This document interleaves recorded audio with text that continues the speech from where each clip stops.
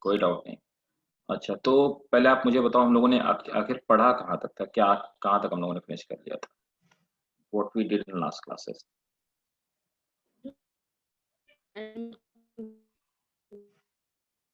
आवाज नहीं आ रही बेटा, बोलो। लास्ट क्लास में क्या फिनिश किया हुआ था, कहाँ तक किया हुआ था? मेवालिया सर, मेमल्स का मेमल्स। अच्छा, mammals, okay, we finish with mammal, okay, right right, ठीक है। So alright, now we were about to start morphology, है ना? तो देखो, टफ तो नहीं है मॉर्फोलॉजी।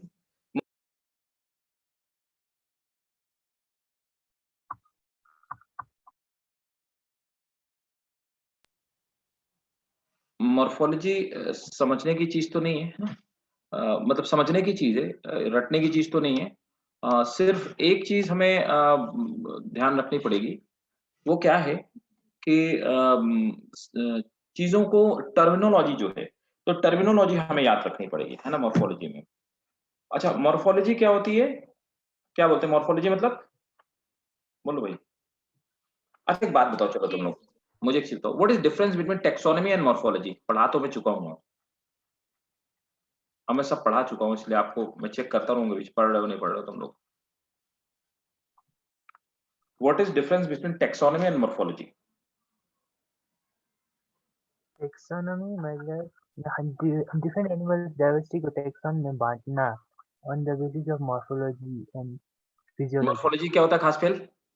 मॉर्फोलॉजी मतलब एक्सटर्नल ग्रॉस एक्सटर्नल स्ट्रक्चर्स के बारे में। Exactly, very good very good.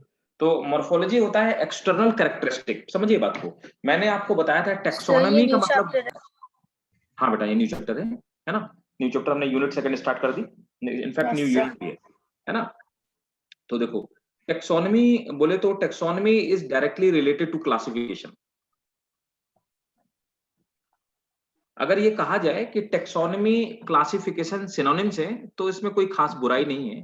तो टेक्सोनॉमी इज अ क्लासिफिकेशन, है ना? तो ब्रॉड वे में अगर कहा जाए, अब देखिए, मॉर्फोलॉजी क्या होता है? External characteristic. अगर आपसे कोई पूछे कि अच्छा बताओ ह्यूमंस क्या होते हैं, तो आप सिंपल बोलोगे, इरेक्ट चरने वाला, एप के जैसा दिखने वाला, बॉडी में हेयर होते हैं, दे हैव मैमरी ग्लैंड्स, है ना? और उनको हम मैमल्स कहते हैं, ठीक है? तो बाहर से जो कैरेक्टरिस्टिक होते हैं उनको देख करके किसी चीज को क्लासिफाई करना, आप क्या बोलते हो? उसको टेक्सोनॉमी कहते हैं। भाई, आप ऑस्ट्रिच को देख के कैसे बता देते हो ये बर्ड है? आप ऐसे बता देते हो, उसका एक्सटर्नल कैरेक्टरिस्टिक आप बर्ड से कंपेयर करते हो और वो मैच करते हैं तो आप बता देते हो। तो यही मॉर्फोलॉजी है ना? तो मॉर्फोलॉजी ऑफ फ्लावरिंग प्लांट, पहला हमारा, सबसे पहला हमारा जो चैप्टर है इसमें, यूनिट सेकंड में, that is morphology of flowering plant. चलिए स्टार्ट करते हैं, morphology of flowering plant. Heading डालो चैप्टर की, मॉर्फोलॉजी ऑफ।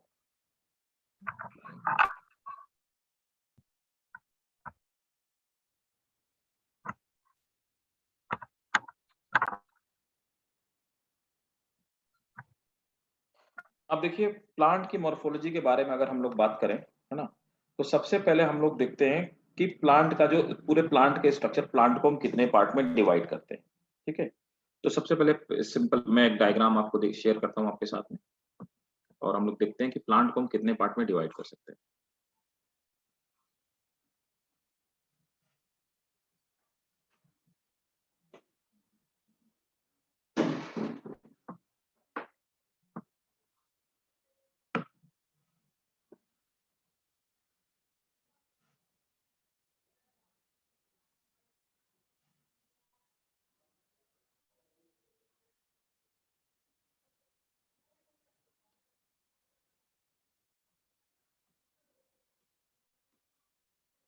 देखिए, दिस इज एक्चुअली मॉर्फोलॉजी, जितने सारे नेम टैगिंग किए गए हैं, ऊपर जो पार्ट है ना, जो ग्राउंड के ऊपर पार्ट है, उसको हम शूट बोलते हैं, है ना? And this is aerial part. तो ये प्लांट का एरियल पार्ट होता है। जो एयर में पाया जाता है ना। And root system that is underground part. ठीक है, ये हमारा अंडरग्राउंड पार्ट है।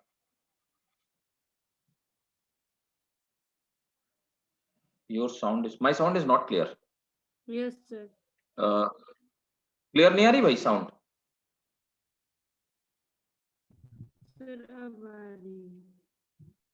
अभी आ रही है? थोड़ा थोड़ा बीच में ब्रेक हो जा रहा था। Yes sir. अभी अभी क्लियर है? Yes sir. अभी यस clear है। सर। अच्छा ठीक है, राइट। तो देखिए ये एरियल पार्ट है ना, and this is underground part. ठीक, अब अंडर जो एरियल पार्ट है, एरियल पार्ट में ये ऊपर का जो, इसको हम शूट सिस्टम कहते हैं, शूट सिस्टम। और जो अंडरग्राउंड पार्ट है आप इसको रूट सिस्टम कहते हैं।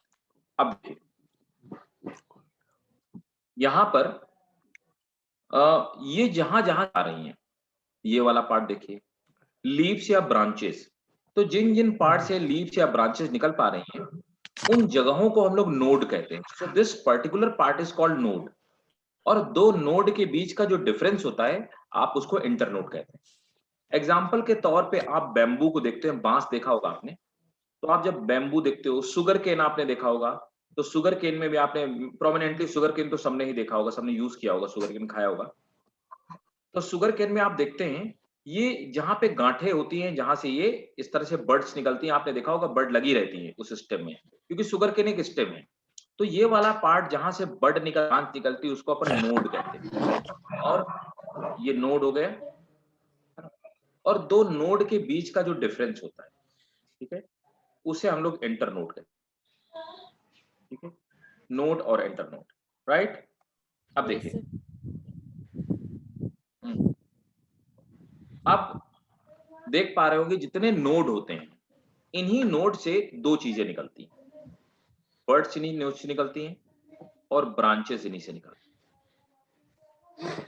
ठीक है, बर्ड्स और ब्रांचेस। आप लोग प्लीज एक बार क्वेश्चन पूछने के बाद ये माइक ऑफ कर लिया करो, क्योंकि उधर से साउंड आती रहती है ना, नॉइस आता रहता है, तो एक बार ऑफ कर लिया करो। ठीक है, अब देखिए यहां पर आप देख पा रहे होंगे जितनी ब्रांचेस और बर्ड्स निकलती हैं, वो सब नोड से निकलती हैं। लीव्स भी इनफैक्ट नोड से निकलती हैं। तो बर्ड निकलती हैं, ब्रांचेस निकलती हैं और लीव्स निकलती हैं, है ना, इन्हीं नोड से निकलती हैं। अब आप देखिए ये सिंपल लीफ वाला पार्ट हो गया, ये स्टेम पार्ट हो गया, इसी से, यही नोड से ही फ्रूट्स निकलते हैं, है ना। और फ्लावर, एपिकल पार्ट पे यहाँ पे फ्लावर निकलते हैं। ठीक है, और नीचे जो मेन रूट होती है उसको अपन बोलते हैं प्राइमरी रूट, है ना। प्राइमरी रूट से जो उसकी ब्रांचेस निकलती हैं उनको हम सेकेंडरी रूट बोलते हैं। और इन्हीं सेकेंडरी रूट से पतले पतले कुछ एपिडर्मल हेयर निकले होते हैं, जो बाहर से निकले होते हैं, इनको हम क्या बोलते हैं, रूट हेयर बोलते हैं।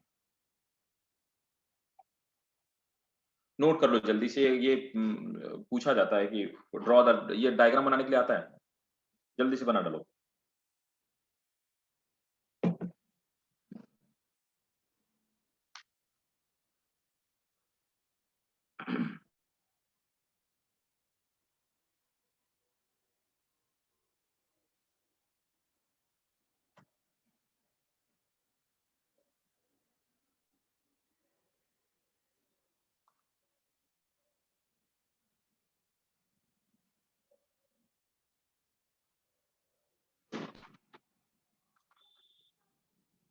और ड्रॉ करके मुझे एक बार आप मैसेज करिएगा, फिर मैं आगे मूव करूंगा अकॉर्डिंगली।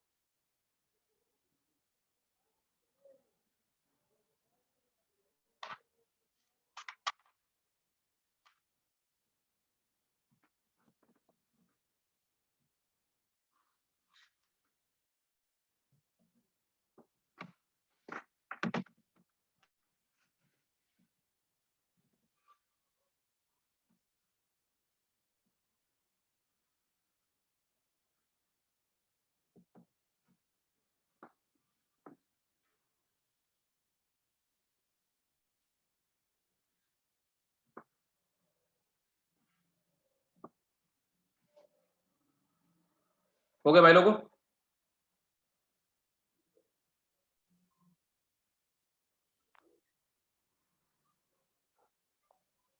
Yes sir. डन? ठीक है, नो हटा सर। दो भाई डायग्राम। सर ठीक है, जस्ट अ सेकंड। हाँ ठीक ठीक, नोट कर लो वो जल्दी से। मतलब जहाँ से लीव्स निकलते हैं ना, यहाँ से, लीव्स निकलते हैं। जहां से ये देखो ना, नोट मैंने लिखा है, जहां से लीव्स निकलते हैं, बर्ड्स निकलते हैं और ब्रांचेस निकलती हैं, तीनों यहीं से निकलती हैं, नोट से निकलती ओके। हैं। हो गया क्या? Yes sir. ठीक है, तो आप नेक्स्ट हेडिंग डालेंगे the root system. The root system,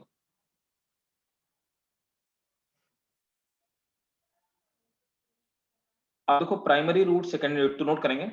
अच्छा, इसमें पहले मैं आपको बता देता हूं कि रूट सिस्टम कितने टाइप के होते हैं, क्या दोनों में डिफरेंस होता है ना?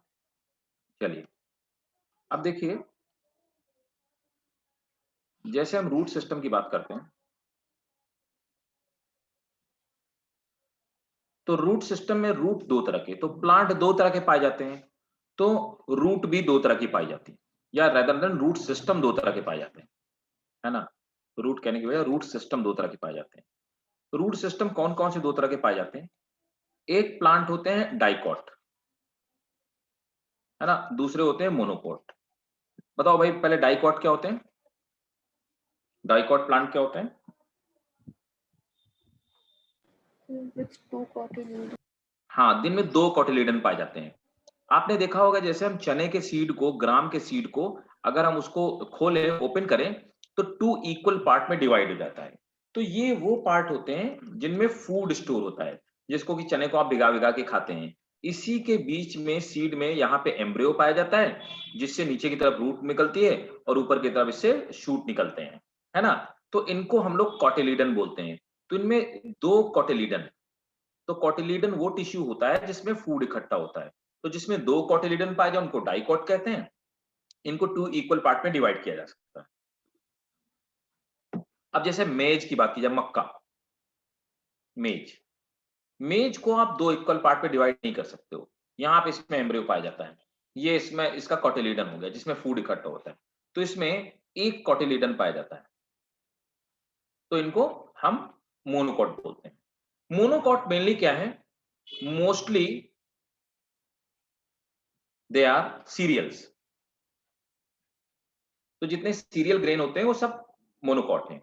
और डाइकॉट पल्सेस, ऑल पल्सेस, सभी जितनी दालें होती हैं, तो पल्सेस सभी डाइकॉट होते हैं, है ना? और बाकी के आप समझते हो, मैंगो का भी आप देखते हो, मैंगो का भी जो बीज होता है वो दो पार्ट में डिवाइड हो जाता है। डाइकॉट में, जो डाइकॉट प्लांट होते हैं और मोनोकॉट, दोनों में रूट सिस्टम अलग अलग होता है। डाइकॉट में जो रूट पाया जाता है, tap root system,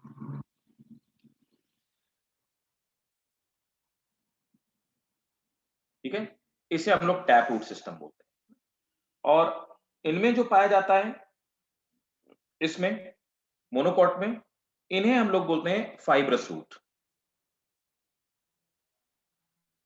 fibrous root, यही जो फाइब्रस रूट होती हैं, तो इसे फाइब्रस रूट सिस्टम कहते हैं। फाइब्रस रूट सिस्टम के लिए हम टर्म यूज करते हैं, इन्हीं को हम एडवेंटेनियस रूट बोलते हैं।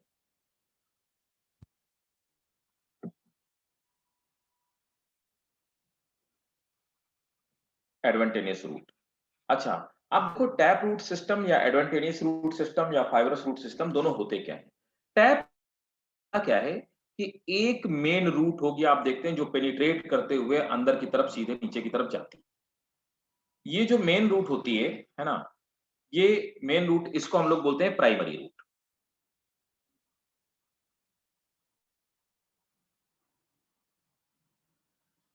इस प्राइमरी रूट से बहुत सारी रूट्स बाहर की तरफ निकलती हैं, थोड़ी सी मोटी मोटी, है ना? और ये जो रूट बाहर की तरफ निकलती हैं, they may be branch as well, ये ब्रांच भी होती है,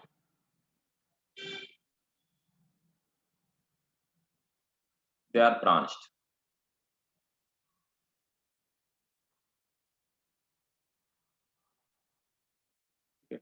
ये ब्रांच सिस्टम है। तो इस तरह की ये जो इससे रूट निकलती हैं, हम इनको बोलते हैं सेकेंडरी रूट। सेकेंडरी रूट से टर्सरी रूट भी निकल सकती हैं और इनसे रूट हेयर यहाँ पे निकले होते हैं। ठीक है, रूट हेयर। अच्छा, जरूरी नहीं कि रूट हेयर यहीं से निकले हो, रूट हेयर डायरेक्टली यहाँ से भी निकले हुए हो सकते हैं, नॉट लाइक दैट। यहाँ से भी ये रूट हेयर निकले हुए होते हैं। ठीक है, जिनमें प्राइमरी और सेकेंडरी रूट्स पाई जाती हैं उसको हम टैप रूट सिस्टम बोलते हैं। एडवांटेनियस रूट में क्या होता है कि ये जो स्टेम का पार्ट होता है, यहीं से ढेर सारी फाइबर की तरह बहुत सारी रूट निकलती हैं। आपने देखा होगा राइस की, मेज की, शुगर केन की, ये सब मोनोकॉट्स हैं। इनकी सबकी सूट इसी तरह से होती है। तो इनमें इस तरह के रूट हेयर डायरेक्टली निकले होते हैं, प्राइमरी और सेकेंडरी रूट नहीं पाई जाती। इसलिए इसमें 2 तरह के रूट सिस्टम पाए जाते हैं। नोट कर लीजिए जल्दी से।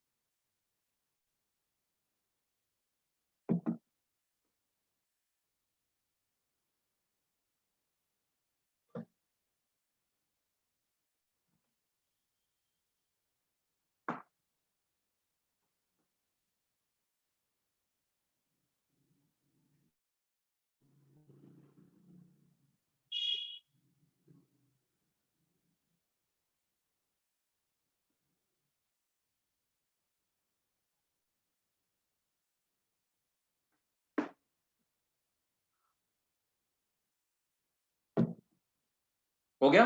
डन? No sir.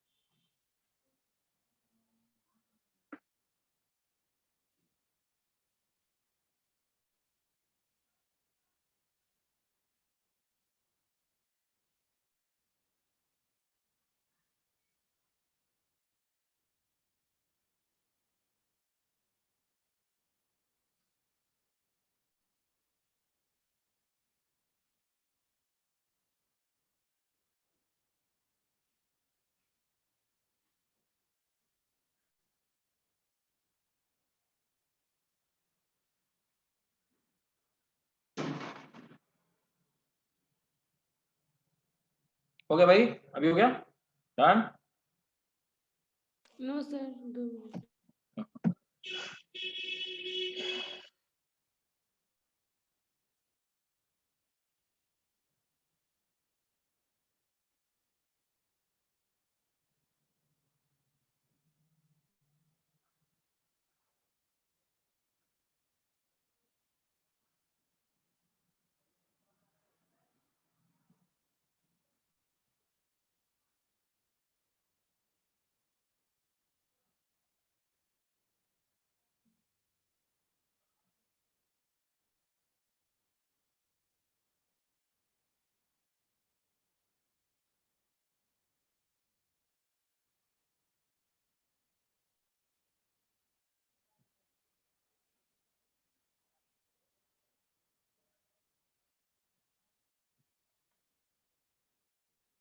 ठीक है, चलिए अब आगे चलते हैं।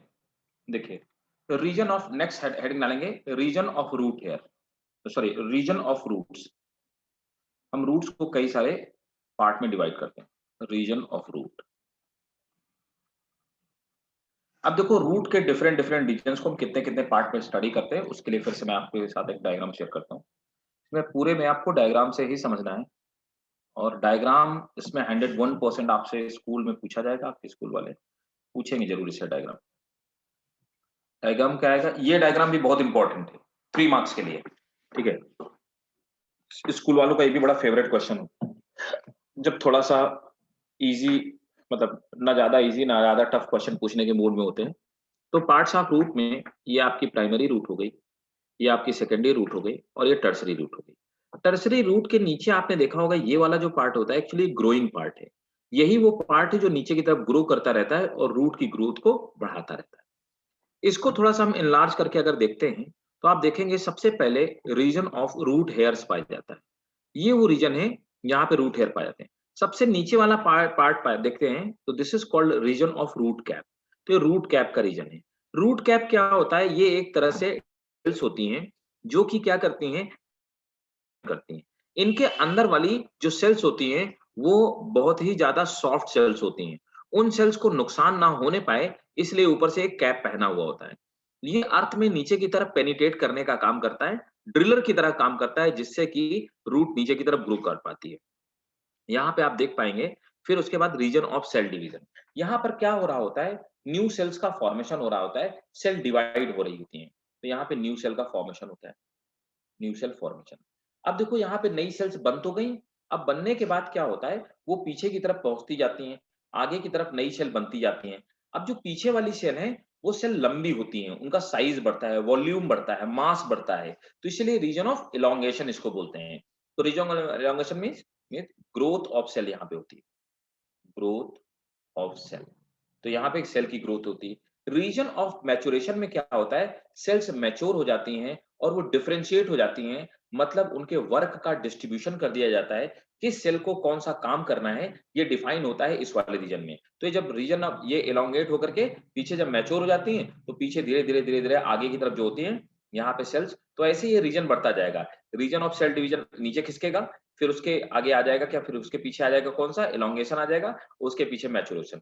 तो रीजन ऑफ मैच्योरेशन में सेल डिफरेंशिएशन होता है।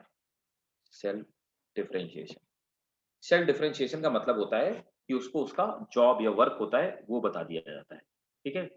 और जो रूट हेयर होते हैं ये कहां से निकलते हैं? They comes out from epidermal layer. External जो स्किन होती है प्लांट की उससे निकलते हैं। They come out from epidermal layer. इस डायग्राम को बनाइए भाई जल्दी से। सर इलॉन्गेशन और सेल डिवीजन एक बार और प्लीज एक्सप्लेन कीजिए। देखो सेल डिवीजन का मतलब क्या हुआ समझो बेटा। सेल डिवीजन का मतलब हुआ ये एक सेल थी, है ना? अब क्या हुआ? ये एक सेल, ये इसमें न्यूक्लियस है। अब सेल में डिवाइड हुआ तो सेल डिवाइड करेगी। अब डिवाइड का क्या मतलब? ये सेल है और ये सेल दो पार्ट में डिवाइड हो गई। अब इसके बाद क्या होगा? सेल का साइज तो छोटा रह गया ना। ठीक है। जो मैच्योर सेल थी वो तो बड़ी थी। तो डिवाइड करने के बाद अब सेल क्या होगा?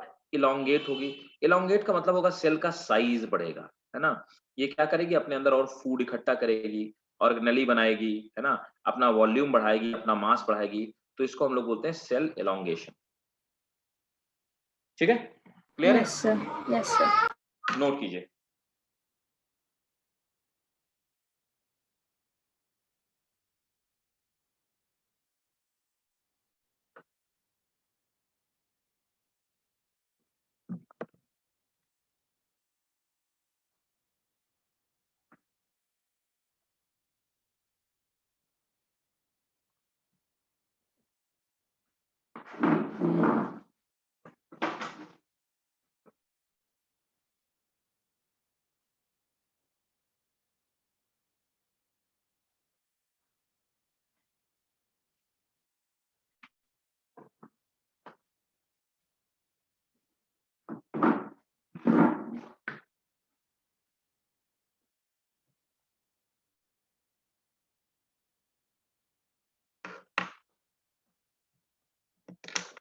मैसेज करिएगा भाई करके।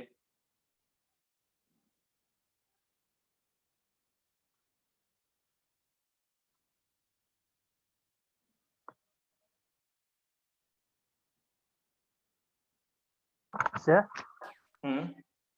सर क्वेश्चन था कि अगर सेल रीजन ऑफ डिवीजन में सेल डिवाइड करता है तो उसके बाद सेल बड़ा होता है, फिर सेल रूट हेयर बनता है। मतलब इसका मतलब सारे सेल डिफरेंशिएट होने के लिए बड़ा होना नहीं होता होगा। खास पे थोड़ा तेज बोलो दोस्त, मुझे समझ नहीं आया। थोड़ा तेज बोलो। मतलब सर कि रीजन ऑफ डिवीजन में जितना सेल होगा सभी लोग डिवाइड करेगा, सभी मतलब डिवाइड करेगा, हाँ सभी सभी लोग डिवाइड करेगा, इलोंगेट करेगा। हाँ सभी इलोंगेट करेंगे, सब भी इलोंगेट करेंगे। तो जब तक वो लोग इलोंगेट हो गए तो फिर ये बड़ा होना थोड़ी देर के लिए बंद हो जाएगा। हाँ थोड़ी देर बाद फिर तो एक ग्रोथ लिमिटेड होगी ना, तो सेल की ग्रोथ तो लिमिटेड होगी, फिर वो जो अपना साइज अचीव कर देगी तो बड़ा होना बंद हो जाएगा, फिर वही region of elongation region of maturation में कन्वर्ट हो जाएगा। मतलब तो फिर उसके बाद फिर सेल इसके डिवीजन कौन करेगा जब वहां पर उसके सारा सुनो तो अब क्या हुआ कि उसके बाद समझो बात को, अभी क्या होता है, ये एक सेल है, आप सेल डिवाइड किया, सेल एक सेल दो में डिवाइड कर गई, इसमें से जो नीचे वाली सेल है ये डिवाइड करेगी, ये मेरिस्टेमेटिक ही रहेगी, अच्छा, ठीक है, ये अपनी मेरिस्टेमेटिक प्रॉपर्टी लूज नहीं करेगी। इसके बाद इसने जो ऊपर वाली सेल डिवाइड किया है ना, ये सेल क्या करेगी, ये elongate, मैच्योरेशन के लिए चली जाएगी, yes, ठीक है। तो जब भी मेरिस्टेमेटिक जोन में होता है तो एक सेल दो में डिवाइड करती है, एक सेल अपनी मेरिस्टेमेटिक प्रॉपर्टी को मेंटेन करके रखती है, दूसरी सेल में मेरिस्टेमेटिक प्रॉपर्टी नहीं रह जाती है, वरना तो सब मेरिस्टेमेटिक सेल मैच्योर हो जाएगी ना, तो फिर डिवाइड कौन करेगा। yes. हम्म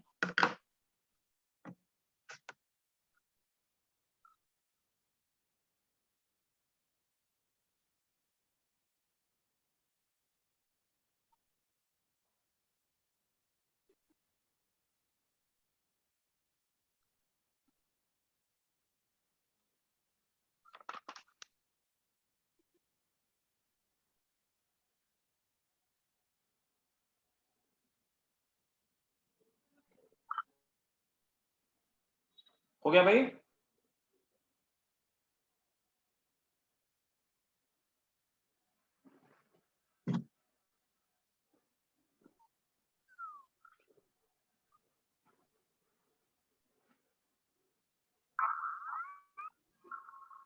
Sir, हाँ बेटा, can you please go to the previous slide for a second?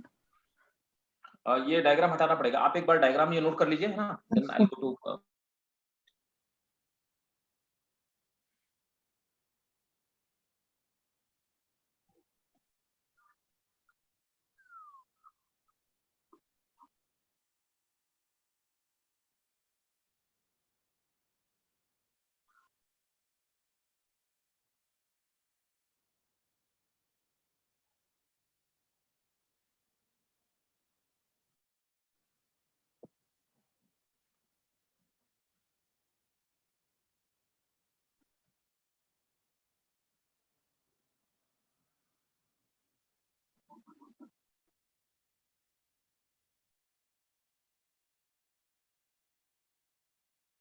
Done, sir. Done हो गया, ठीक है।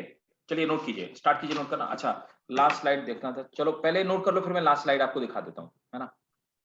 पहले आप इसको नोट कर लीजिए, ये पार्ट्स वरना हट जाएंगे, जो मैंने लिखा हुआ है वो मिट जाएगा वरना। नोट कीजिए, आप सबसे पहले रूट कैप, तो कुछ पॉइंट्स के फॉर्म में नोट करते रहो। Root cap is made up of root cap is made up of parenchymatous. Root cap is made up of parenchymatous. तो पैरेनकाइमा एक टिश्यू आप लोगों ने पढ़ा होगा क्लास 10th में, parenchymatous tissues. It cover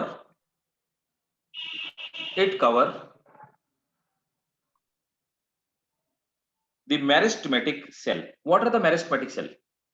It cover the meristematic cell. meristematic cell क्या होती हैं? Dividing cell. Right, meristematic cell वो होती हैं जिनमें डिवाइड करने की कैपेसिटी पाई जाती है। तो रीजन ऑफ सेल डिवीजन में यहाँ पे जितनी भी सेल्स पाई जाएंगी वो सब मेरिस्टेमेटिक सेल होती हैं।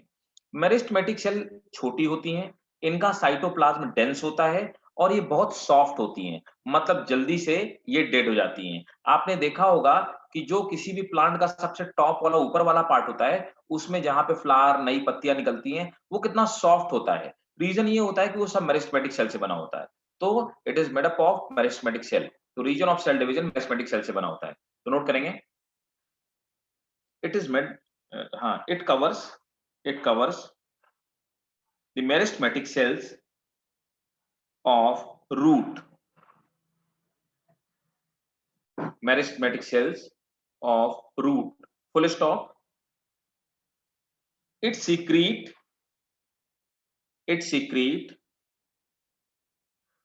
a mucilage. It secrete a mucilage which help root passage through soil. Which help root passage through soil. So it secretes. Huh? It So secrete mucilage. It secrete mucilage which help root passage through soil and passage through soil and passage through soil and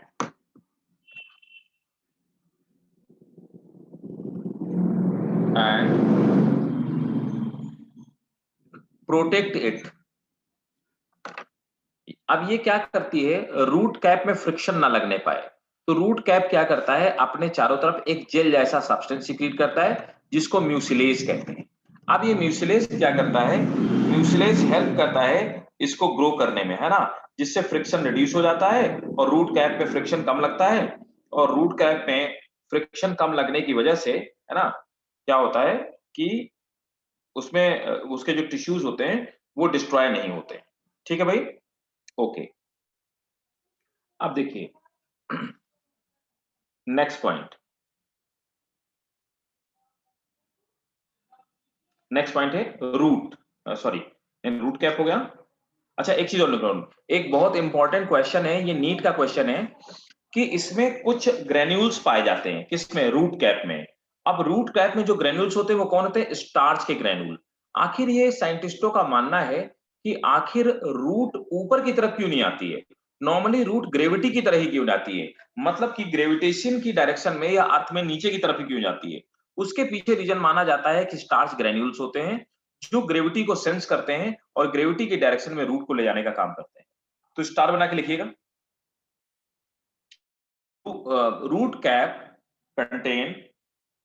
root cap contain starch granule. Root cap contain starch granule which help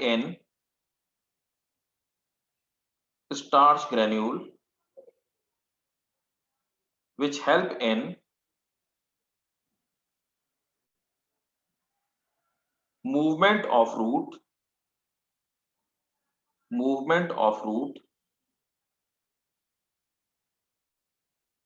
in the direction of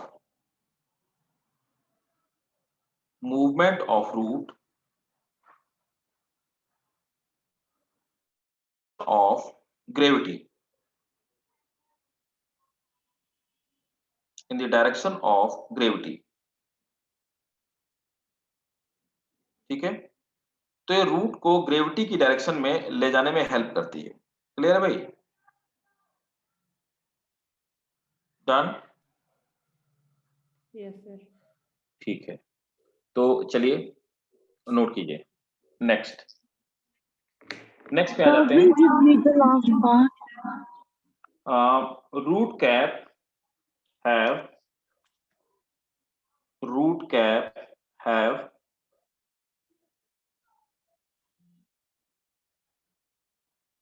starch granule which help them to move in direction of which help them to move in direction of gravity। Next point,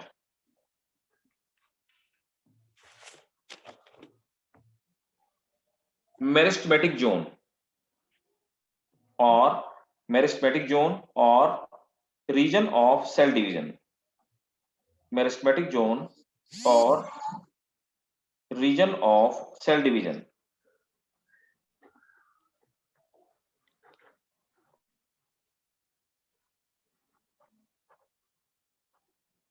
meristematic zone और region of cell division.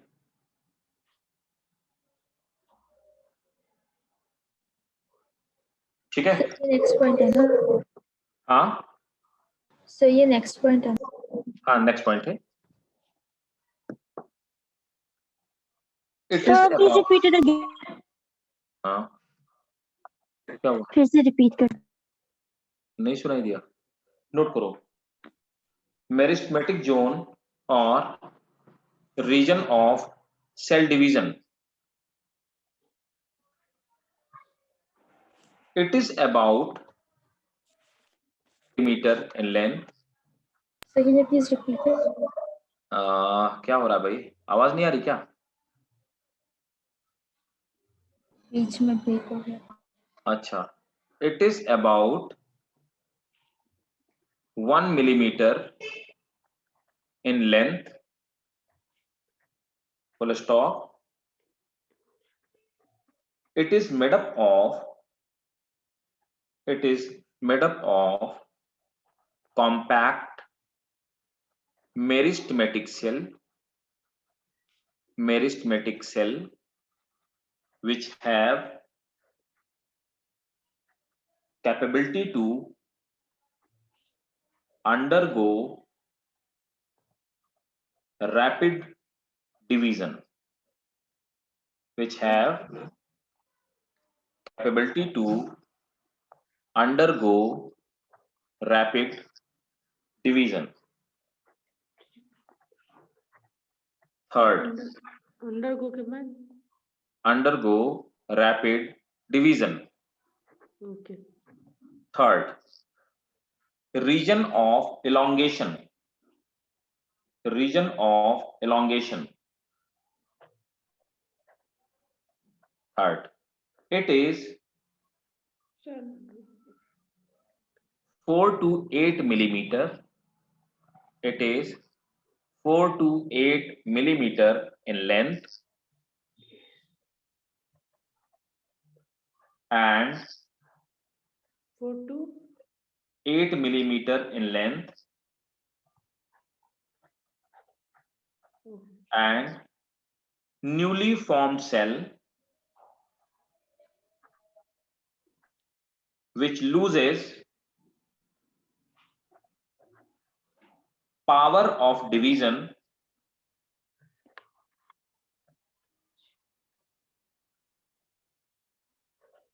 newly formed cell which loses power of division elongate rapidly in this region, full stop। in this Region, full stop। This increases the length of root, this increases the length of root। It also absorb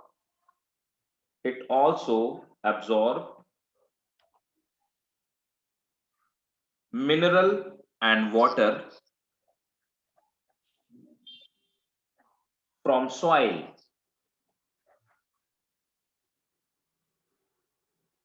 Next, fourth heading is region of maturation, region of maturation or differentiation, region of maturation or differentiation or root hair zone। तीनों एक ही बात है। in this region,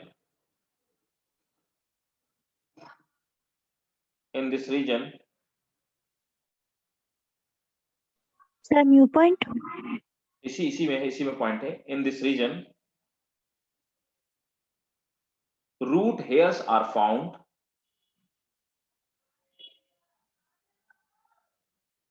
in 1 to 6 centimeter length. Root hair are found in 1 to 6 centimeter length. Full stop. Most of water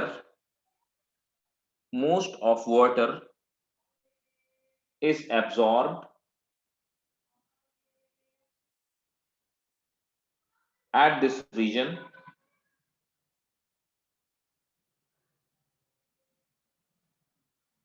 ठीक है, full stop. Root hair increases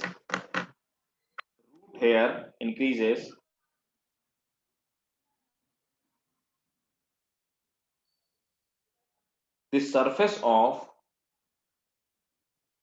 absorption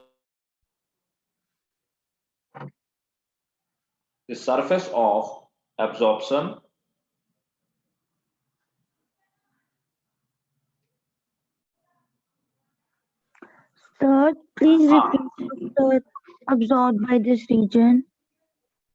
absorbed by this region. यहां से इसके बाद तो ये तो हेडिंग में नहीं लिखी क्या आपने? ये root hair No, zone. sir. ये this. अच्छा, रूट हेयर इंक्रीज, यही तो लिखा है. अभी और कोई पॉइंट लिखा है. Root hair increase surface for absorption. Root hair increase the surface for absorption at this region.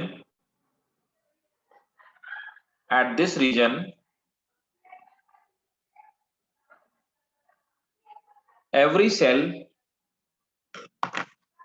gets its own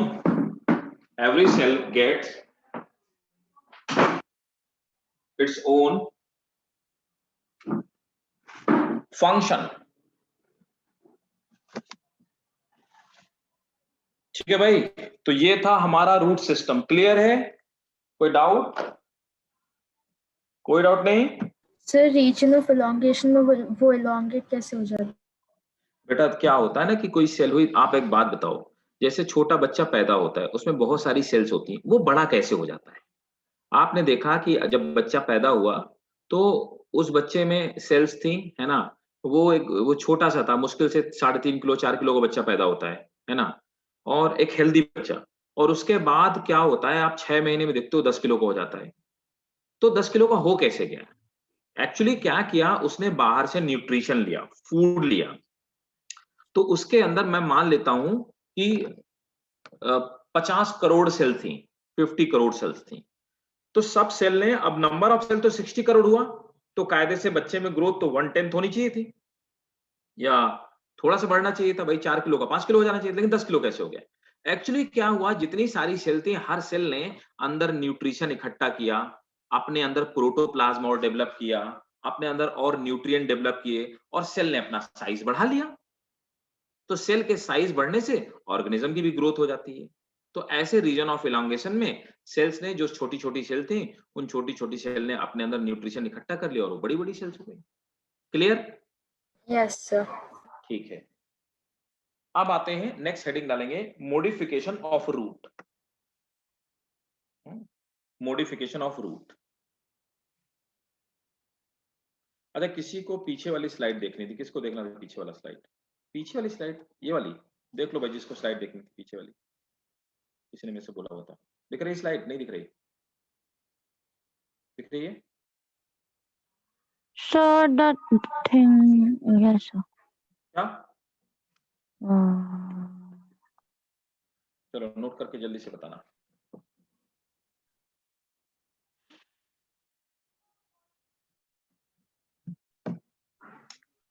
note है.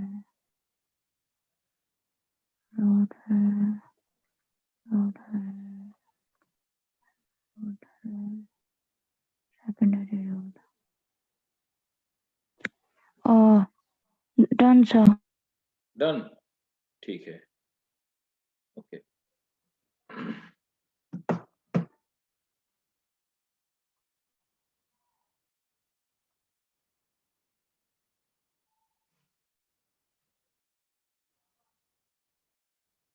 अब देखो नेक्स्ट हेडिंग है मॉडिफिकेशन ऑफ रूट।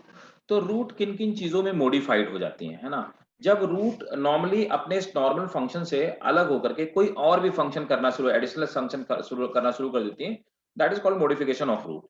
तो देखिए अब रूट मॉडिफाई होके क्या क्या हो सकती है ना? देखो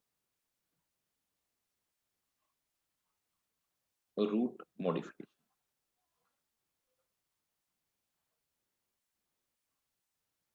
अलग अलग टाइप के अपने फंक्शन अचीव कर लेती है रूट मॉडिफाई होकर के। जैसे कि एग्जाम्पल के तौर पे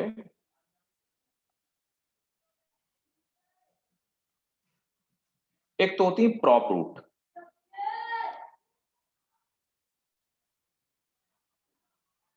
प्रॉप रूट है ना। दूसरी होती है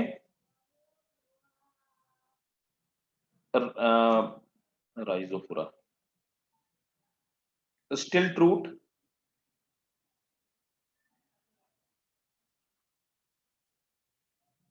तीसरी होती है निमेटोफोर्स,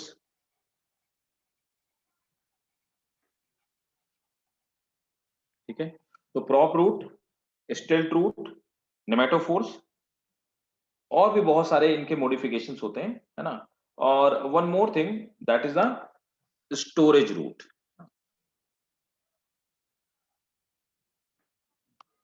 सर थर्ड वाला क्या? Pneumatophore, PNUMATOPHORES, pneumatophores. अब देखो जो प्रॉप रूट्स होती हैं इनके सबके मैं पहले एग्जांपल बताता हूं, फिर एक एक बताता हूं ये होती क्या चीज। एग्जाम्पल के तौर पे प्रॉप रूट शायद आपने देखा होगा बनियान ट्री में पाई जाती है,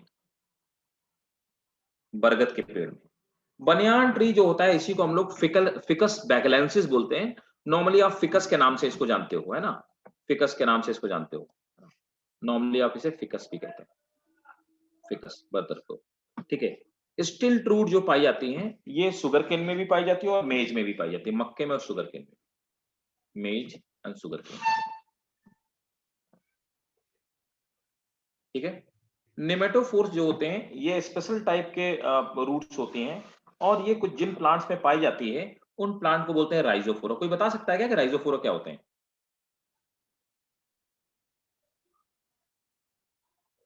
सर हाँ, स्टोरेज रूट, रेडिस, मूली, टर्निप, शलगम, है ना,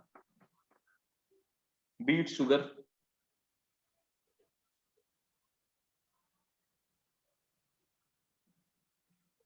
नोट कर लो एग्जांपल, फिर मैं एक एक करके आपको बताता हूं।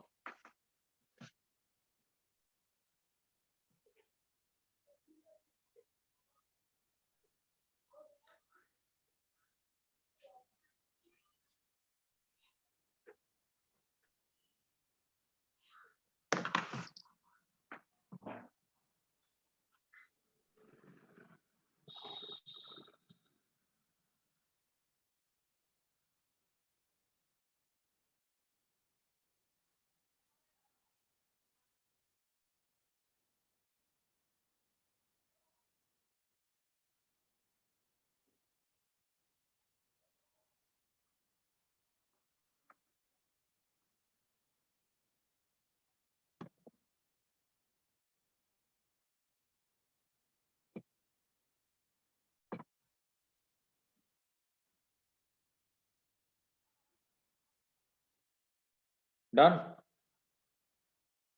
नोट कर लिया भाई। No,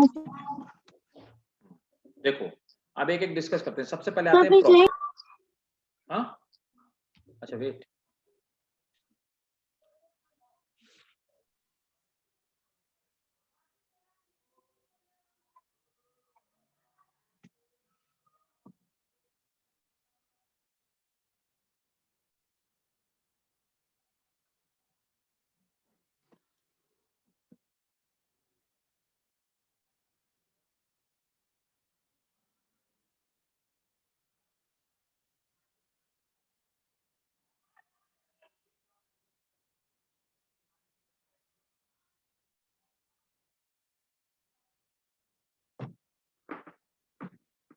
plants are डन, ठीक है।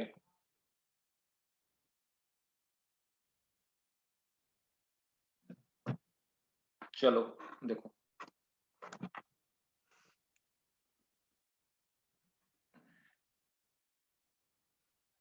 Sir done. ठीक, अब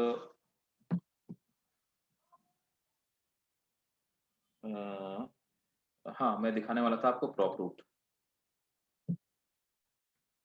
तुम लोगों की थोड़ी स्पीड गिर रही है यार, हैं? कर क्या है, थोड़ी स्पीड कम हो रही है आजकल तुम लोगों की। देखो ये क्या है, ये प्रॉप रूट होती हैं। बरगद में तुमने देखा होगा, बनियान के ट्री में ये ऊपर से इस तरह से लटकना शुरू होती हैं, फिर धीरे धीरे धीरे धीरे, तो ये क्या है, ये स्टेम ब्रांचेस हैं, है ना, स्टेम से निकली हुई ब्रांचेस हैं। स्टेम ब्रांचेस से कुछ रूट जैसा स्ट्रक्चर नीचे, इनको हम एरियल रूट्स कहते हैं पहले, है ना। ये एरियल रूट्स धीरे धीरे नीचे की तरफ आती हैं, और एरियल रूट नीचे यहाँ जब जमीन पे पहुंच जाती हैं तो इनसे फर्दर रूट निकलना यहाँ पे शुरू हो जाती है, और ये पूरे की तरह, पूरे स्टेम की तरह बिहेव करना शुरू कर देती है और नए प्लांट का फॉर्मेशन कर देती हैं, हम लोग प्रॉप रूट कहते हैं। क्लियर है, समझ आया, हाँ कि ना? Yes sir. ठीक है, तो प्रॉप रूट जल्दी से बना डालो, prop root.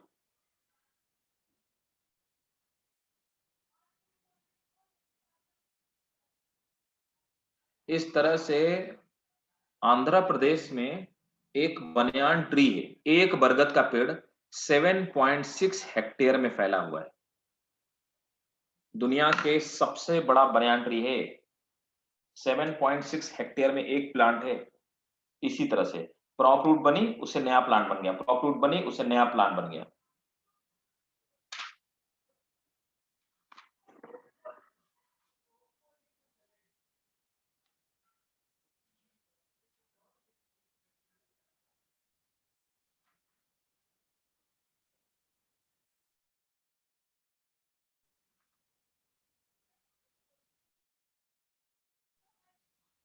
Function of root का भैया बताओ भाई।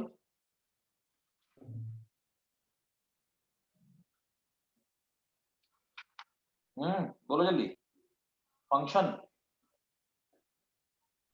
क्या सर? Yes function sir. बताओ प्रॉप रूट का। सपोर्ट।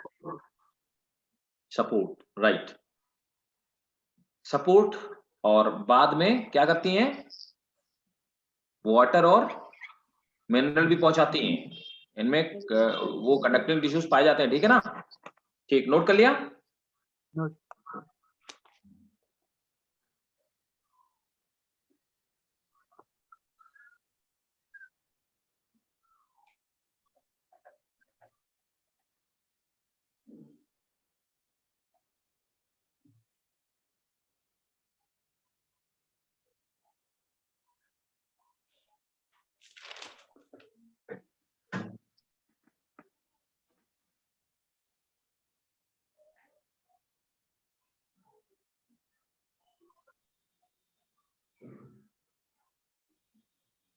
हो गया भाई लोगों, यस सर। ठीक है। अब देखो, तो नोट कर लेंगे, the function of prop root is support the tree and later provide nutrition and later provide nutrition as well।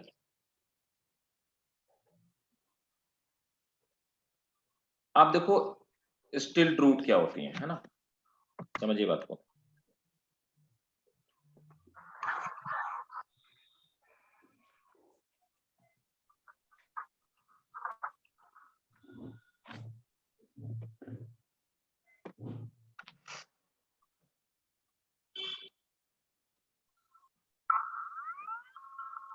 आप मेज के प्लांट में देखेंगे, है ना, मेज के प्लांट में, मक्के के प्लांट में, ये ऊपर में ये तो कुछ तो रूट नीचे पाई जाती हैं, नीचे जो पाई जाती हैं ये तो देखिए एडवेंटेनियस रूट है, एडवेंटेनियस रूट, और ऊपर की तरफ जो पाई जाती हैं ये रूट ऊपर से नीचे की तरफ निकलती हैं, ये आपको जो दिख रही हैं आप देखोगे, और ये रूट बहुत सारी यहाँ पे आकर के ऐसे भी गड़ी हुई होती है, ड्रॉ कर लीजिए, इनको स्टिल्ट रूट बोलते हैं। स्टिल्ट रूट का फंक्शन क्या होता है ये बताओ।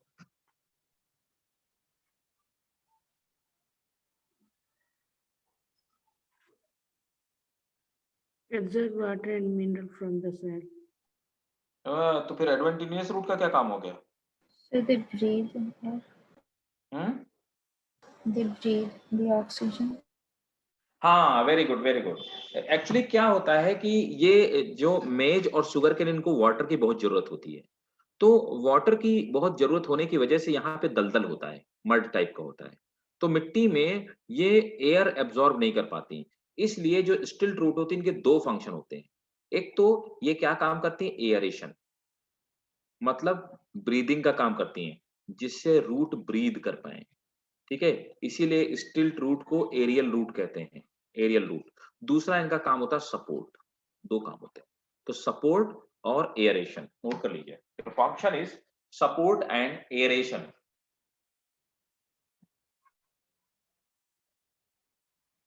हो गया?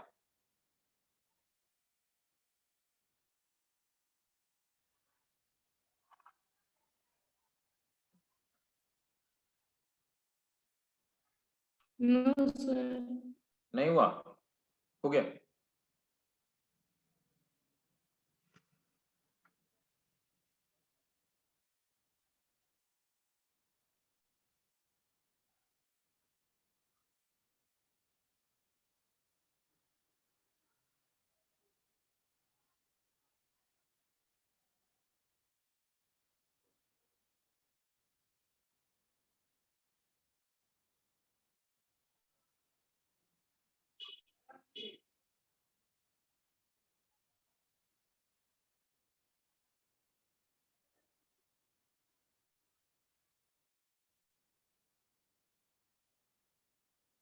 हुआ भाई? डन हुआ कि नहीं हुआ? यस बोलो। सर, हो गया।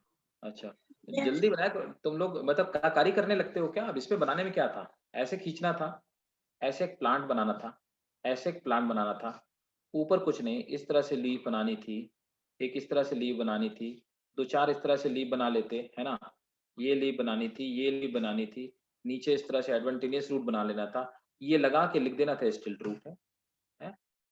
कलाकारी करते रहते हो क्या उसमें? तो जल्दी क्या करो, है बायोलॉजी के स्टूडेंट हो यार। चलो, तो ये हो गई हमारी एरियल रूट्स, है ना। और अब तीसरी तरीके मैंने आपको बताया निमेटोफोर्स, ठीक है, देखो निमेटोफोर्स क्या होते हैं ये मैं दिखाता हूँ।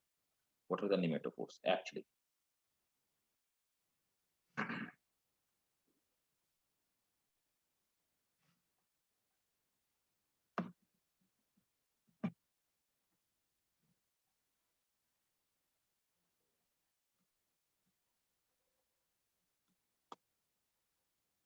देखो, ये निमेटोफोर्स है। निमेटोफोर्स का काम क्या होता है ना, निमेटोफोर्स का फंक्शन क्या होता है? ये निमेटोफोर्स, ये इस तरह से जो प्लांट पाए जाते हैं ना, ये जो प्लांट, इनको हम लोग मैनग्रूव प्लांट पाए जाते हैं। कोई बता सकता है मुझे मैनग्रूव प्लांट कहाँ पाए जाते कोल- कोलकाता। हैं? कोलकाता कौन बता रहा है? हासफेल? तो वो वहाँ पर जहाँ पे वो झील होता है ना, जो एस पे होता था उसका नाम, अच्छा, बहुत सारा वेस्ट सुंदरबन, यस है, सुंदरबन डेल्टा। यस है। हाँ, सुंदरबन डेल्टा वेस्ट बंगाल में, सही बताया तुमने, वेस्ट बंगाल में है सुंदरबन डेल्टा। यहाँ पर गंगा यमुना और ब्रह्मपुत्रा रिवर अपने वाटर को डालती हैं, जिससे कि मिट्टी इकट्ठा हो जाती है, और वो एरिया मार्शी एरिया, दलदली एरिया है। उस एरिया में ओशंस और रिवर मिलती है, उस पार्ट को हम डेल्टा कहते हैं। वहां पे बहुत मड होता है, बहुत सॉल्ट होता है, जिसकी वजह से रूट एक ऑक्सीजन नहीं ले पाती और प्लांट मर सकते हैं। तो वहां पे जो प्लांट उगते हैं उनको मैनग्रूव प्लांट बोलते हैं। मैनग्रूव के प्लांट में इस तरह से ये जड़ें होती हैं, ये ग्रेविटी के अगेंस्ट निकलती हैं। सबसे खास बात निमेटोफोर्स में ग्रेविटी के अगेंस्ट निकलती हैं। इनमें छोटे-छोटे पोर्स पाए जाते हैं। ये ब्रीदिंग इनका फंक्शन होता है, ब्रीदिंग करना। इनको हम लोग निमेटोफोर्स कहते हैं। ठीक है? We call them pneumatophores. Right? Note कीजिए डायग्राम। तो थोड़ा जूम करा सकते हैं। जूम नहीं हो पाएगा बेटा।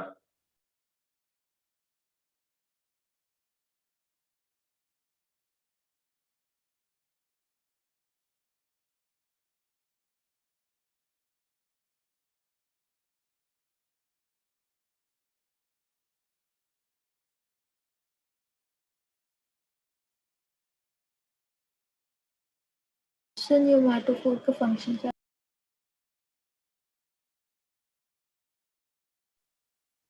ठीक बेटा, बता रहा हूं मैं न्यूमेटोफोर का फंक्शन।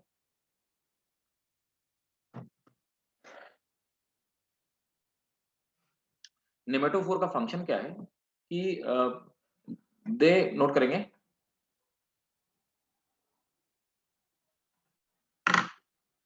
राइजोफोरा, राइजोफोरा इन प्लांट्स को राइजोफोरा या मैनग्रूव प्लांट बोलते हैं। तो मैनग्रूव लिख लो, mangrove plant, mangrove plant are found in marshy and salty, marshy and salty soil in delta region.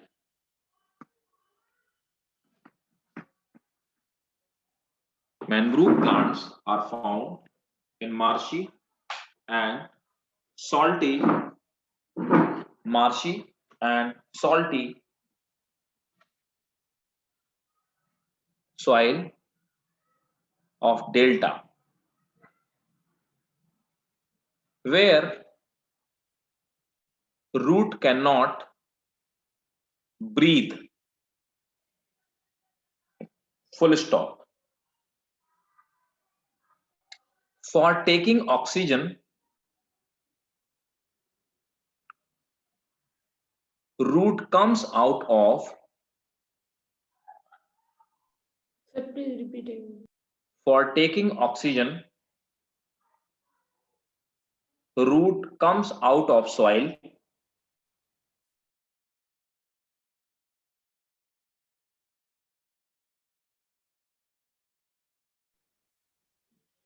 nematophores, नीचे लिखेंगे note, they are the only root, they are the only root which grow against gravity, they are the only root which grow against gravity. ये एकमात्र ऐसी root होती हैं जो gravity के against grow करती हैं। क्लियर है? क्लियर है भाई सबको? ठीक है। Yes, sir. अब देखिए, last but not the least, that is storage. Storage का मतलब होता है वो फूड स्टोर करने का काम करती हैं रूट्स, है ना। तो दे स्टोर फूड। तो स्टोरेज में आप देखेंगे, आप देखो स्टोरेज में कई तरह की रूट्स होती हैं, हम इनको शेप के बेसिस पे इनको अलग अलग नाम देते हैं, ठीक है। तो देखो आप देख पा रहे होंगे, दिस इज कोनिकल रूट, है ना। ये डायग्राम आप बना लीजिए। ये है आपकी क्या, कैरेट। ये फूड स्टोर करने का काम करती है, ठीक है, कैरेट। ये फ्यूजी फॉर्म, आप देखिए ये कोन की तरह है, ये ऊपर से पहले मोटी होती है फिर पतली होती है, इसको हम फ्यूजी फॉर्म बोलते हैं। ये पाई जाती है रेडिश में, मूली में, ठीक है। दिस इज नैपी फॉर्म, ये बीच में गोल फिर अचानक से टैपर हो गई, टर्निप, ठीक है। और ये ट्यूबर की तरफ थोड़ी टेढ़ी मेढ़ी होती है, tuberous root. This is sweet potato. ये एग्जाम्पल है। और हम जो स्टोरेज रूट होती हैं उनको इतने पार्ट में डिवाइड करते हैं। Storage root, they can be further divided into conical, fusiform, napiform and tuberous.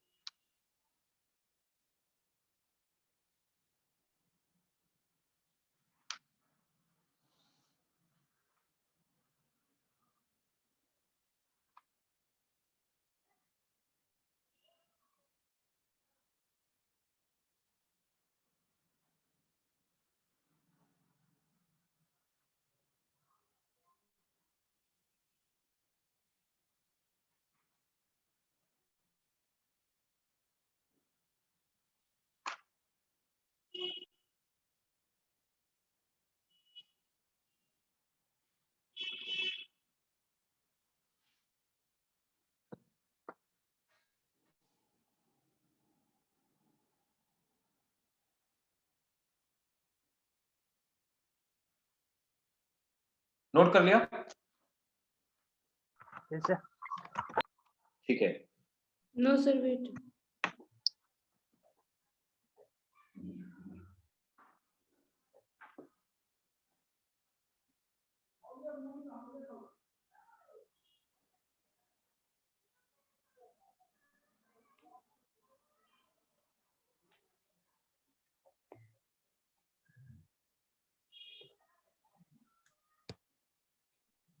Yes, sir, done.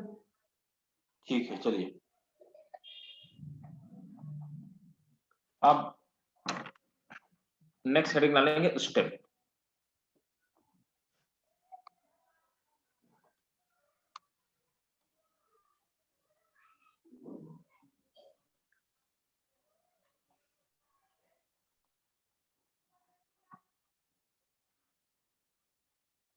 Stem note करिए। Stem is usually found above ground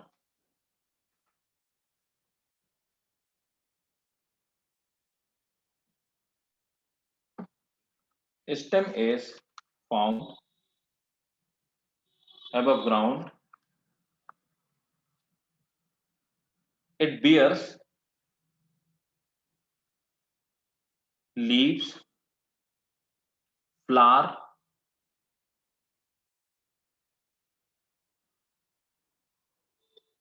and bud. Sir, repeat again. It bears leaves, flower, and bud. Full stop. It grows by the means of terminal bud. It grows by the means of terminal bud.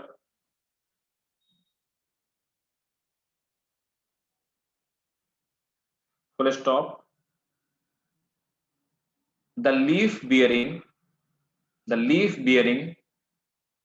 part of stem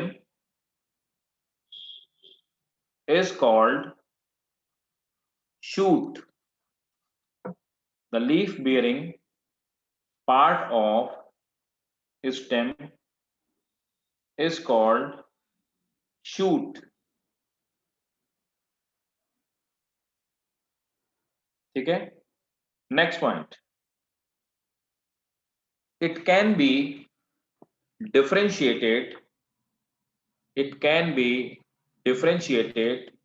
into nodes and internodes.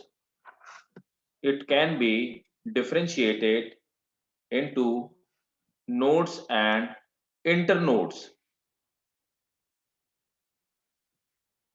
ठीक है, next point.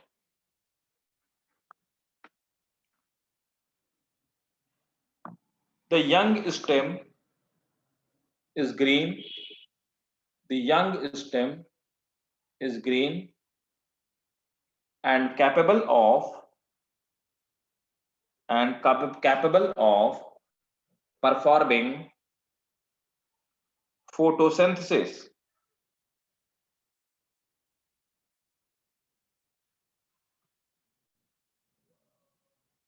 Mature stem bear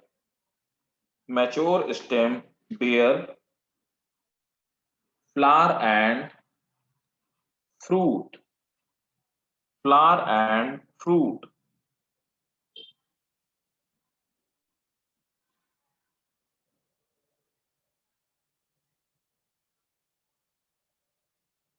ठीक है,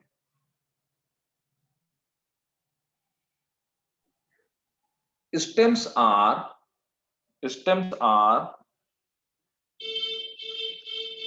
positively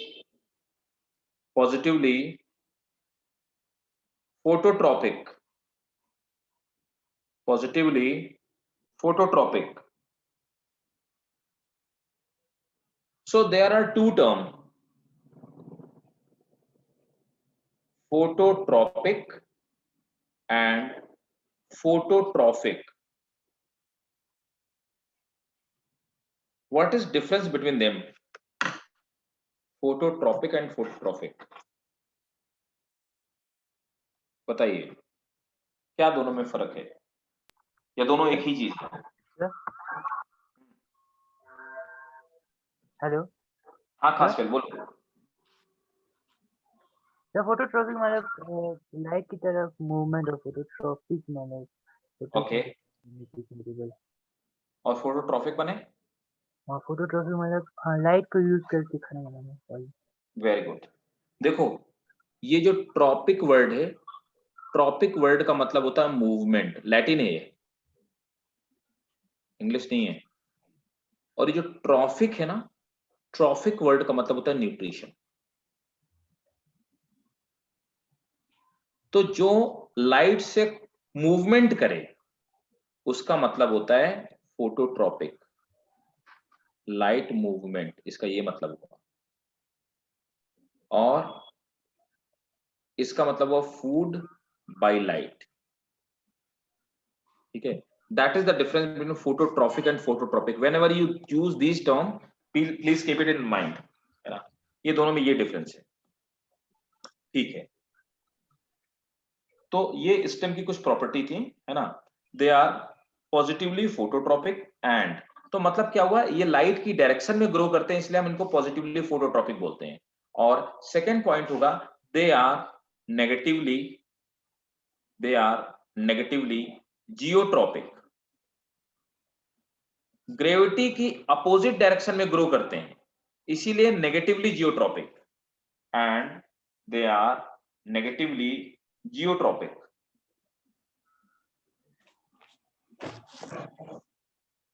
So तो positively phototropic नहीं हो। एक ही बात है, पॉजिटिवली फोटोट्रॉपिक मतलब लाइट की डायरेक्शन में, अगर कोई चीज लाइट की डायरेक्शन में सन की तरफ मूव करती है हम बोलेंगे पॉजिटिवली फोटोट्रॉपिक। अगर वो सन से अवे मूव करती है तो हम बोलेंगे नेगेटिवली फोटोट्रॉपिक है। जैसे रूट क्या होती हैं, रूट नेगेटिव फोटोट्रॉपिक होती है और पॉजिटिव जियोट्रॉपिक होती है। स्टेम पॉजिटिव फोटोट्रॉपिक होगा और नेगेटिव जियोट्रॉपिक होगा। क्लियर है? Yes sir. Yes ठीक sir. है, ओके। तो अब आ जाते हैं, नोट कीजिए, modification of stem. Modification of stem next heading है।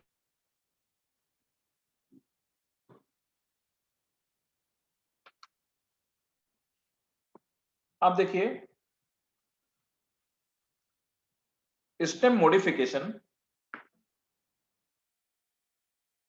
occurs due to various need like storage of food, comma, reproductive growth,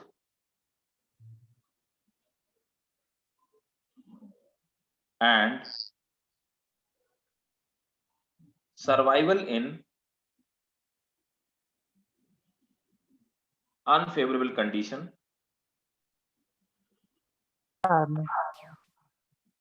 survival in unfavorable condition, etc. etc. Sir हाँ reproductive growth कहा आपने? हाँ, रिप्रोडक्टिव ग्रोथ, ये flowers क्या होती हैं? Reproductive part. Right, तो वो किससे बनते हैं? स्टेम से, है ना। तो स्टेम मॉडिफाइड हो जाते हैं जब प्लांट रिप्रोडक्टिव ग्रोथ होती है प्लांट की, तो स्टेम मॉडिफाई होकर फ्लावर में कन्वर्ट हो जाता है। क्लियर है? यस सर्वाइवल की बात कर। सर्वाइवल के लिए अनफेवरेबल कंडीशन, सर्वाइवल इन अनफेवरेबल कंडीशन, है ना। तो स्टेम किसी और चीज में कन्वर्ट हो जाता है, अपने लीव्स गिरा देता है ना। अब देखिए, अब मॉडिफिकेशन ऑफ स्टेम, स्टेम किस किस चीज में मॉडिफाई हो सकता है देखिए।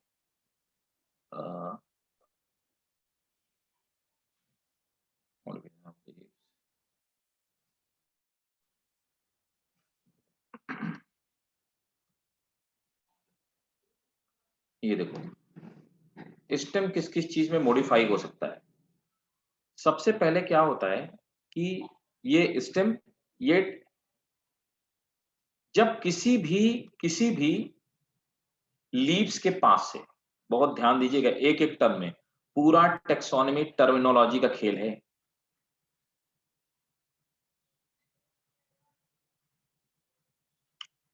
ये लीफ हो गई, और किसी लीफ के पास से जब कोई बर्ड निकलती इस एक्सिस से, है ना, तो हम लोग इसको कहते क्या है, वी कॉल इट ऑक्सिलरी बड,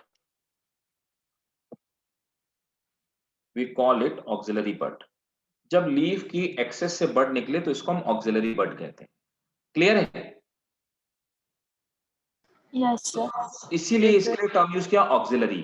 तो यहां से ये टेंड्रिल निकलते हैं, इनको स्टेम टेंड्रिल कहते हैं। ये क्या करते हैं स्टेम टेंड्रिल, ये जो वीक स्टेम होता है, तो आपने देखा होगा बहुत सारे प्लांट होते हैं जिनके स्टेम बहुत वीक होते हैं, उन स्टेम को ऊपर की तरफ चढ़ने में मदद करता है ना। तो पहला मॉडिफिकेशन हो गया स्टेम टेंड्रिल के फॉर्म में, ठीक है। दूसरा मॉडिफिकेशन होता है थॉर्न के फॉर्म में, आप देख पा रहे हो थॉर्न, कांटे, है ना, तो थॉर्न के फॉर्म में कन्वर्ट हो जाते हैं। जैसे आपने देखा होगा कि ये लीव्स के साथ में स्टेम से सीधे थॉर्न निकलते हैं। थॉर्न का फंक्शन क्या होता है, तो इनका तो फंक्शन होता है स्टेम टेंड्रिल का सपोर्ट करना फंक्शन होता है, इनका फंक्शन होता है डिफेंस, ताकि जानवर खा ना जाए, उससे सुरक्षा करना, ठीक है। और दूसरा क्या होता है, So आप यहाँ to पे देख prevent पा रहे हैं, transpiration. हाँ, ट्रांसपिरेशन को रोकने के लिए, है ना। तो देखिए स्टेम कन्वर्ट हो जाते हैं ताकि ट्रांसपिरेशन ना हो, लेकिन फोटोसिंथेसिस करने के लिए यहाँ पे इसको बोलते हैं फिलोक्लैड, है ना। फिलोक्लैड आप देख पा रहे हो, ये जो कैक्टस में ये ग्रीन वाला जो पार्ट है, दिस इज कॉल्ड फिलोक्लैड। फिलोक्लैड का क्या फंक्शन होता है, फोटोसिंथेसिस करना। क्यों? क्योंकि इसमें लीव्स नहीं होती, लीव्स स्पाइन में कन्वर्ट हो सकती हैं, कन्वर्ट हो चुकी हैं, तो यहाँ पे लीव्स तो कन्वर्ट हो गए स्पाइन में। तो अब यहाँ पे फोटो, जब लीफ नहीं तो फोटोसिंथेसिस कौन करेगा, तो स्टेम फोटोसिंथेसिस का पार्ट ले लेता है। तो तीसरा हो गया फिलोक्लैड, ठीक है। क्लियर है भाई? Yes, sir. अब ये आइए, चौथा है क्लैडोड, है ना। क्लैडोड भी क्या है, इसका भी यही फंक्शन होता है, ये भी पाया जाता है, ट्रांसपिरेशन को रिड्यूस करता है ना, और फोटोसिंथेसिस का भी काम होता है, ठीक है। ये चौथा क्लैडोड हो गया, है ना। अब आइए बल्बिल्स। बल्बिल्स क्या होती हैं, ये इस तरह की बर्ड्स की तरह होती हैं। बल्बिल्स ये रिप्रोडक्शन का काम करती हैं, है ना। तो जब ये सूख जाता है तो बल्बिल गिर जाती हैं एंड दे फंक्शन, ये नेक प्लांट का फॉर्मेशन कर देती हैं, ये रिप्रोडक्शन का काम करती है बल्बिल्स,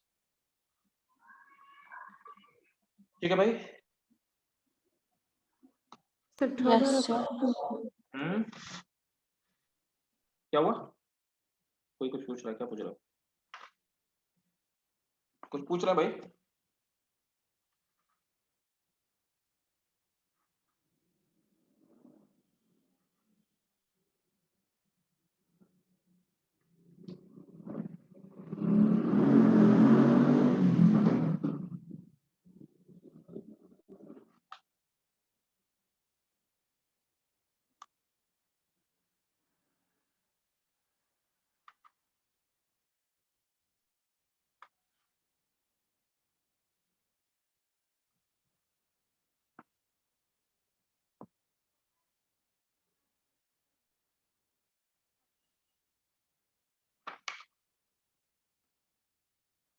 Sir, हम्म, phylloclad और leaf spine सेम है।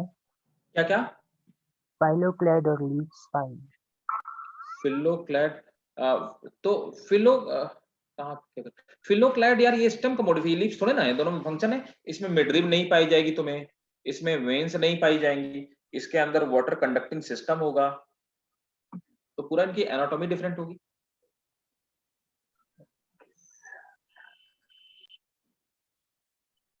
लीव्स में जो पार्ट पाई जाती है, बंडल शीट वगैरह इसमें थोड़े ना होंगे।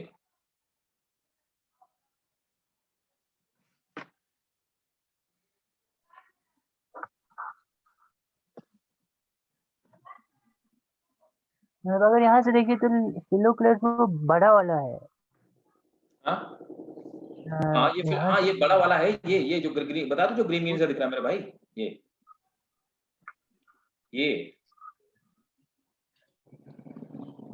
ये फिलोक्लाइड है।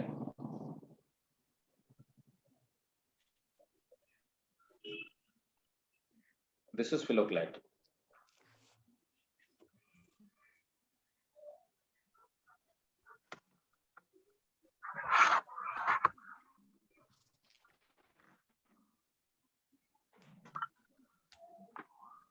Yes, sir. Done.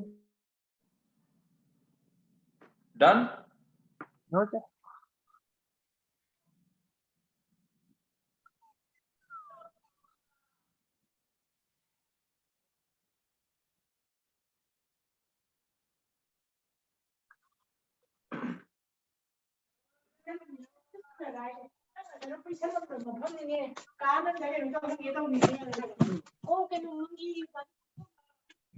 Sir cladode का वो लग बता दीजिए।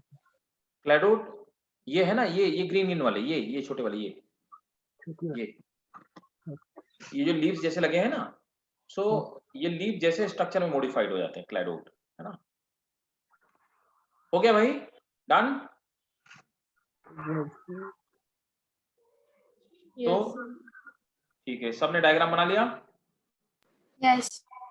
ओके, फंक्शन लिख लिया? कोई डाउट है? सर बल्बिल वो नीचे वाला वो है।